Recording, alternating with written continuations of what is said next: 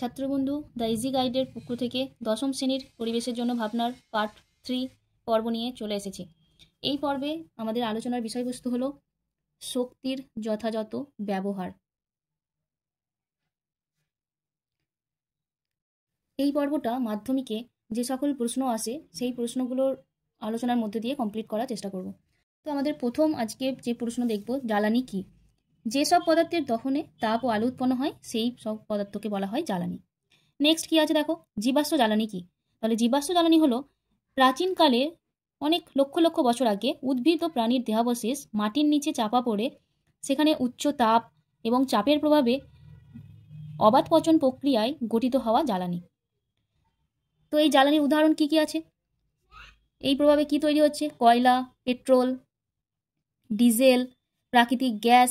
তাহলে এই সমস্ত কিছু জ্বালানিগুলোকেই বলা হচ্ছে জীবাশ্ম জ্বালানি। এই যে জীবাশ্ম জ্বালানিগুলো দেখলাম, এর মধ্যে প্রচুর পরিমাণে কিন্তু কার্বন উপস্থিত আছে, প্রচুর পরিমাণে কার্বন থাকে। তো এখান থেকে একটা প্রশ্ন আসে যে ফসিল জ্বালানি পোড়ালে কোন গ্যাস উৎপন্ন হয়? এই জীবাশ্ম জ্বালানির আর একটা শব্দ ফসিল জ্বালানিও। তাহলে ফসিল জ্বালানি পোড়ালে কোন গ্যাস উৎপন্ন হবে?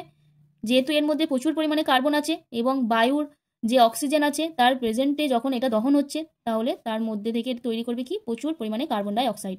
তাহলে ফসিল জ্বালানি পোড়ালে প্রচুর পরিমাণে কার্বন ডাই অক্সাইড উৎপন্ন হয়।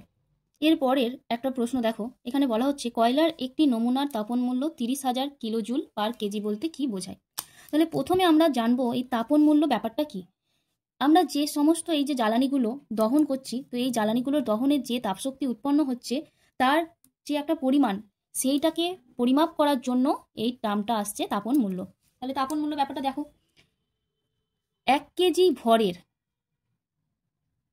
কোনো জ্বালানি, সেটা কঠিন হতে পারে, গ্যাস অথবা তরল, তাহলে 1 কেজি ভরের যে কোনো জ্বালানিকে যদি অক্সিজেনের প্রেজেন্টে, অক্সিজেনের উপস্থিতিতে আমরা যদি সম্পূর্ণরূপে দহন করি, তাহলে যে পরিমাণ তাপ শক্তি আমরা পাবো সেই তাপ শক্তিটাকেই বলা হচ্ছে তাপন মূল্য। বোঝা গেছে? তাহলে এখানে এই প্রশ্নটা কি বলা হচ্ছে? কয়লার একটি নমুনার তাপন মূল্য 30,000 কিলোজুল পার কেজি। তার মানে কি? তার মানে আমরা যদি 1 কেজি পরিমাণের কয়লা নিয়ে থাকি এবং সেই কয়লাকে সম্পূর্ণ দহন করা হয়, তাহলে সেই দহনে যে তাপশক্তি উৎপন্ন হয়েছে তার পরিমাণ হলো 30,000 কিলোজুল। তাহলে তাপন মূল্য এর একক হলো কিলোজুল পার কেজি। তাপন মূল্য এর একক কিলোজুল পার কেজি। এটা এসআই এককে। তাহলে সিজিএসে কি হবে না, সিজিএসে হয়ে যাচ্ছে ক্যালোরি বাই গ্রাম। তাহলে সিজিএস এর তাপন মূল্যের একক ক্যালোরি বাই গ্রাম, আর এসআই একক হলো কিলোজুল পার কেজি। এবার এই তাপন মূল্য জানার পর আমরা তাহলে দেখে নেব আমাদের ব্যবহৃত জীবনে কোন জ্বালানির তাপন মূল্য সবচেয়ে বেশি। তো আমাদের ব্যবহার করার জিনিসের মধ্যে আমরা প্রথমেই দেখব যে এলপিজি গ্যাস, যে গ্যাসটা আমরা ব্যবহার করে থাকি, তার তাপন মূল্য সবচেয়ে বেশি। মানে কম পরিমাণের, মানে 1 কেজি এলপিজি গ্যাস ব্যবহার করে আমরা যে পরিমাণ শক্তি পেয়ে থাকবো, আদার্স জ্বালানি ব্যবহার করলে কিন্তু আমরা সেই পরিমাণ শক্তি পাবো না। তাহলে এলপিজি গ্যাস হলো। তারপরে কি না, পেট্রোল, তারপরে হচ্ছে কেরোসিন, ডিজেল, কয়লা, এবং একদম শেষ যা তাপন মূল্য অনেকটাই কম সেটা হলো কাঠ। তাহলে এইভাবে আমরা একটা ক্রম পেলাম তাপন মূল্যের বিচারে। এলপিজি গ্যাসের সবচেয়ে বেশি তাপন মূল্য এবং কাঠের হচ্ছে সবচেয়ে কম। এবার এখানে আরেকটা প্রশ্ন আসছে যে কয়লা তো আমরা ব্যবহার করছি এবং বিভিন্ন রকমের কয়লা পাওয়া যায়, তো কোন ধরনের কয়লার তাপন মূল্য সবচেয়ে বেশি? তো এর উত্তর হবে অ্যান্থ্রাসাইট। অ্যান্থ্রাসাইট যে কয়লা আছে তার তাপন মূল্য হলো সবচেয়ে বেশি। এরপরে আমরা নেক্সট দেখে নেব আমরা যে জীবাশ্ম জ্বালানি ব্যবহার করছি তার সংরক্ষণের প্রয়োজনীয়তা কেন। না, এই যে জীবাশ্ম জ্বালানির ব্যবহার হচ্ছে, এই জীবাশ্ম জ্বালানির ভাণ্ডার কিন্তু খুবই সীমিত।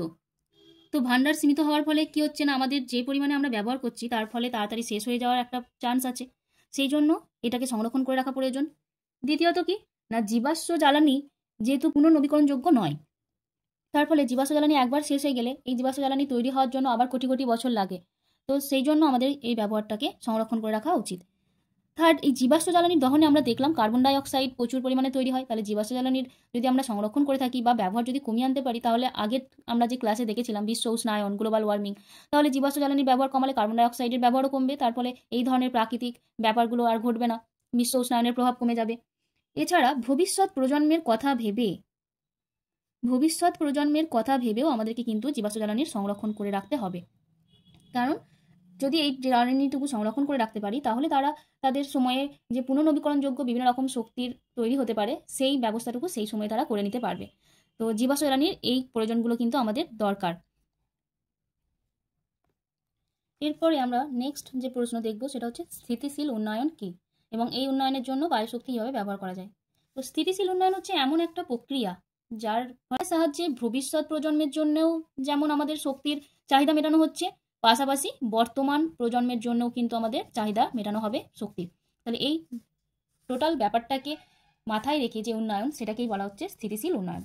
তো এই উন্নয়নের মূল লক্ষ্য হচ্ছে কি না, পরিবেশের ভারসাম্যকে নষ্ট না করে যেই শক্তি আছে সেই শক্তিটাকে নিয়ন্ত্রিতভাবে ব্যবহার করা এবং যে বিকল্প শক্তি আরও পাওয়া যেতে পারে সেই বিকল্প শক্তি উৎসের সন্ধান করা। তো বিকল্প শক্তি কি আসতে পারে? বিকল্প শক্তির মধ্যে যেমন আমরা এখন ব্যবহার করে থাকি সৌরশক্তি, বায়ু শক্তি, জোয়ার ভাটা শক্তি, তাহলে এই সমস্ত শক্তিগুলো হচ্ছে বিকল্প শক্তি হিসাবে আমরা ব্যবহার করে থাকছি। তাহলে এখানে আমরা বিকল্প শক্তি হিসাবে ব্যবহার করতে পারছি কি সৌরশক্তি, বায়ু শক্তি, জোয়ার ভাটা শক্তি। তো স্থিতিশীল উন্নয়নের ক্ষেত্রে আর একটা কথা এখানে মাথায় রাখা দরকার, যে বিকল্প শক্তি আমরা ব্যবহার করব সেইগুলো যেন দূষণহীন হয়, মানে জীবাশ্ম জ্বালানির পরিবর্তে যেন ব্যবহার করা হয়। তো এই যে পরিবর্তে ব্যবহার করা হচ্ছে এই সকল শক্তিগুলো, যেমন সৌরশক্তি, বায়ু শক্তি, জোয়ার শক্তি, এই শক্তিগুলো আবার হচ্ছে পুনর্নবীকরণযোগ্য শক্তি।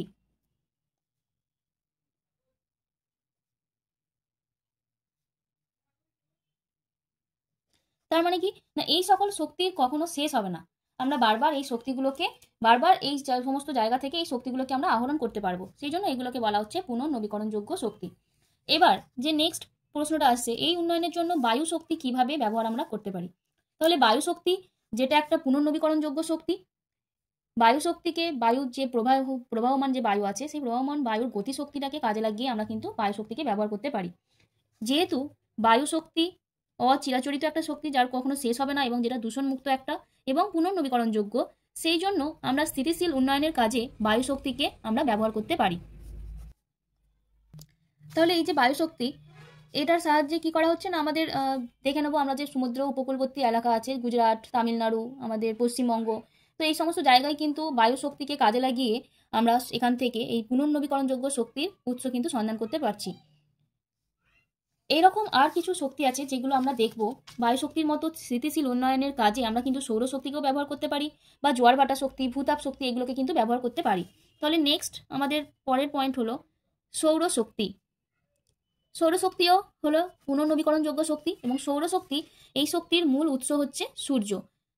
সূর্য থেকে যে প্রচুর পরিমাণে আলো আমরা পেয়ে থাকি তাকে কাজে লাগিয়ে আমরা কিন্তু সৌরশক্তি ব্যবহার করছি। তো এই সৌরশক্তির যে ব্যবহার, আমরা কি কি কাজে তাকে লাগাতে পারি, যেমন সৌরশক্তিকে ব্যবহার করে সোলার কুকার, যার সাহায্যে আমরা রান্না করতে পারি। এছাড়া সোলার হিটার, জল গরম করার কাজে ব্যবহার করা হয়ে থাকে।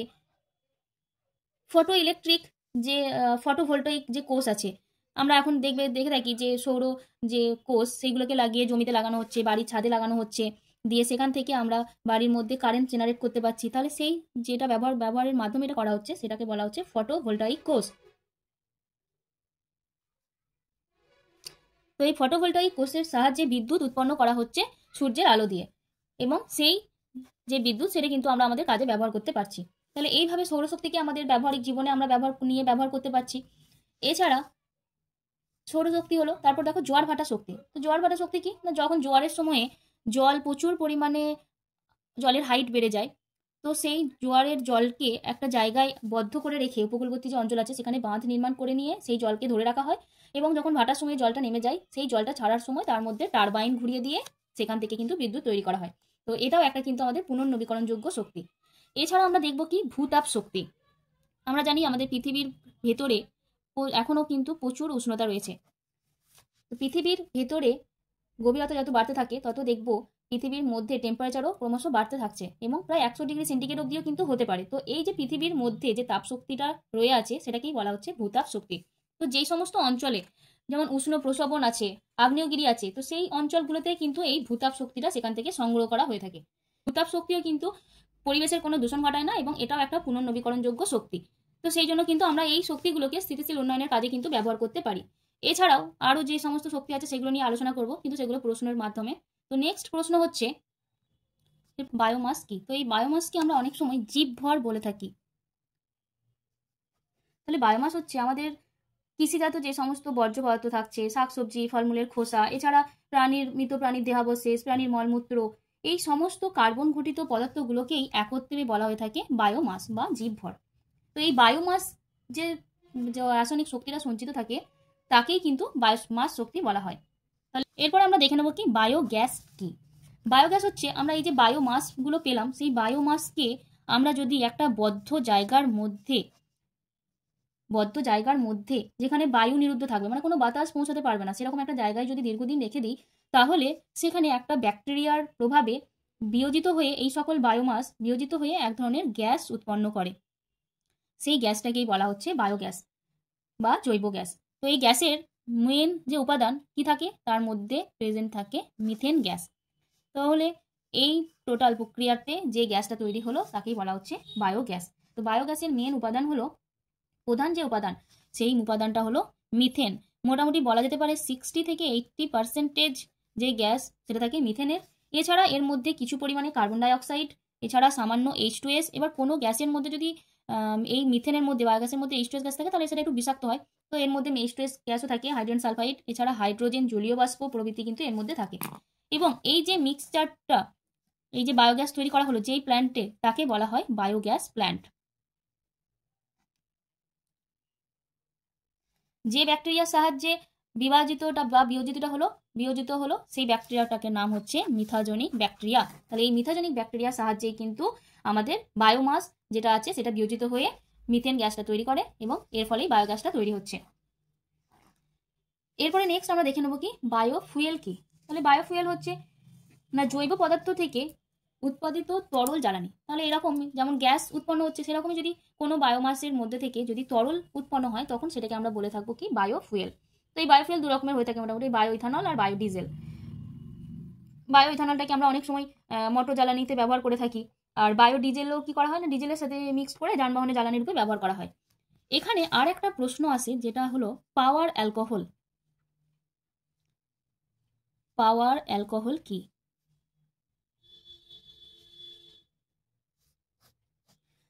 পাওয়ার অ্যালকোহল হচ্ছে যে সমস্ত দেশে পেট্রোল উৎপন্ন হয় না, ধরো আমাদের ভারতবর্ষ বলতে পারো, আমরা বাইরে থেকে পেট্রোল কিনে আনি, তো যে সমস্ত দেশে পেট্রোল উৎপন্ন হয় না সেখানে কি করা হয়, পেট্রোলের সঙ্গে ইথাইল অ্যালকোহল মেশানো হয়ে থাকে। তাহলে পাওয়ার অ্যালকোহল হলো পেট্রোল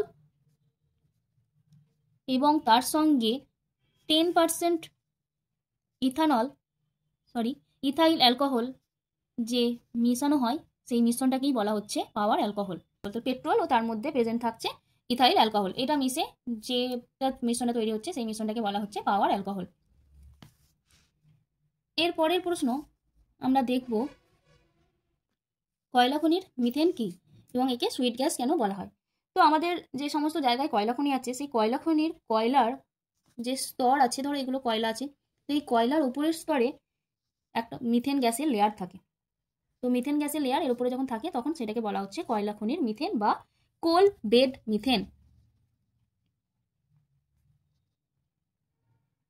তাহলে কয়লা খনিতে কয়লার কঠিন স্তরে যে মিথেনটা এর মধ্যে অধিশোষিত হয়ে আছে, সেই মিথেনটাকেই বলা হচ্ছে কয়লা খনির মিথেন বা কোল বেড মিথেন।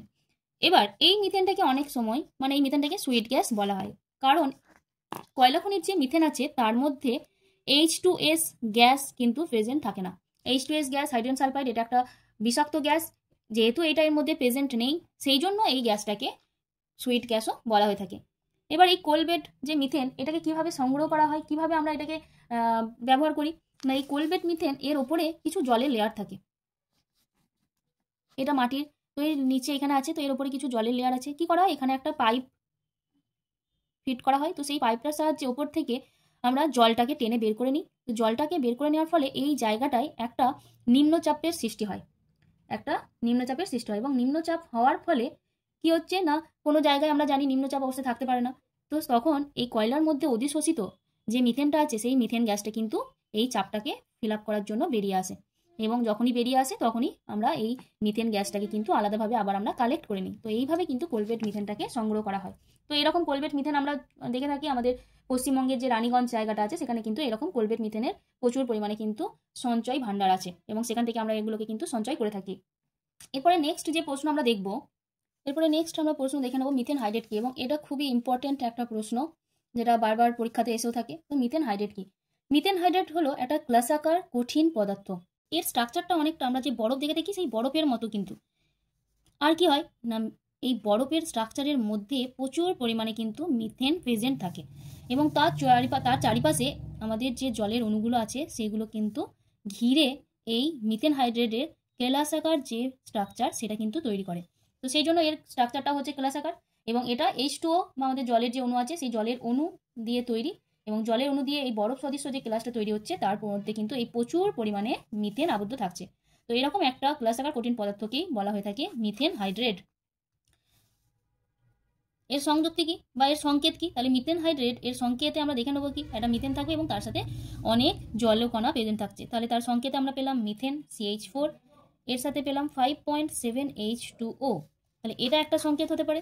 আর একটা সংকেত হচ্ছে 4 মিথেন এবং তার সাথে 23 বা 23 অণু জল, এটা হলো এর সংকেত। তো সমুদ্রের তলদেশে পাললিক শিলাস্তরের নিচে কিন্তু এই মিথেন হাইড্রেটটা পাওয়া যায়। আর এই মিথেন হাইড্রেটটা এতটাই মানে সক্রিয় কি বলা যাবে, যে এটার কাছে যখনই তুমি আগুন নিয়ে আসবে এটা সঙ্গে সঙ্গে জ্বলে যায়। এই জন্য একে আগুনে বরফ বা ফায়ার আইসও বলা হয়ে থাকে। আগুনে বরফ বা ফায়ার আইস। তো বিভিন্ন রকম প্রসেসের সাহায্যে মিথেন হাইড্রেটকে সমুদ্রের তলায় প্রায় 1100 মিটার নিচে এই মিথেন হাইড্রেটটা পাওয়া যায়, এবং সেখানে কার্বন ডাই অক্সাইড বড় পাইপের সাহায্যে কার্বন ডাই অক্সাইড ভেতরে ঢুকিয়ে ওই মিথেন গ্যাসকে কিন্তু সংগ্রহ করা হয়। মানে মোটামুটি এই সকল প্রশ্নগুলো এর মধ্যে আমাদের এই যে শেষ পার্ট শক্তির ব্যবহারে এইগুলো আসে। এছাড়া কিছু প্রশ্ন যেমন মিথেন হাইড্রেটকে এটা ফায়ার আইস বলা হলো। এছাড়া যেমন কার্বনবিহীন জ্বালানি, আমরা তো কার্বনযুক্ত জ্বালানি দেখলাম, যে জীবাশ্ম জ্বালানি যেগুলো আছে সেগুলো সবই কার্বনযুক্ত জ্বালানি। তো কার্বনবিহীন জ্বালানির মধ্যে কি হবে না হাইড্রোজেন গ্যাস। এখনো ব্যবহারের খুব সেরকম ভাবে নেই, কিন্তু ব্যবহার করার চেষ্টা হচ্ছে। তাহলে কার্বনবিহীন জ্বালানির মধ্যে যদি বলে তাহলে আমরা কি লিখতে পারি এখানে হাইড্রোজেন গ্যাস।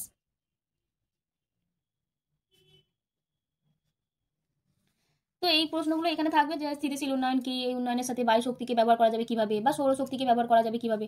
তাহলে যে শক্তিগুলো ব্যবহার আমরা বলছি বায়ু শক্তি, সৌরশক্তি, জোয়ার ভাটা, এগুলো সবই হচ্ছে পুনর্নবীকরণযোগ্য শক্তি। মানে এদের শক্তিগুলোর কখনো ধ্বংস হবে না। বারবার আমরা এই জায়গাগুলো থেকে শক্তির উৎস থেকে আমরা বারবার এই শক্তিগুলোকে জেনারেট করতে পারবো, যার ফলে কি হচ্ছে আমাদের ভবিষ্যৎ প্রজন্মে আমরা যদি এই বিকল্প শক্তির ব্যবহারগুলো প্রচুর পরিমাণে বাড়াতে পারি তাহলে ভবিষ্যৎ প্রজন্মে জীবাশ্ম জ্বালানি শেষ হওয়ার সাথে সাথেও আমাদের শক্তির জন্য কিন্তু চিন্তাটা করতে হবে না, এবং বিকল্প শক্তি ও দূষণমুক্ত শক্তি হওয়ার জন্য আমাদের প্রাকৃতিক যে পরিবেশ আছে তার ভারসাম্যও কিন্তু এটা বজায় রাখবে।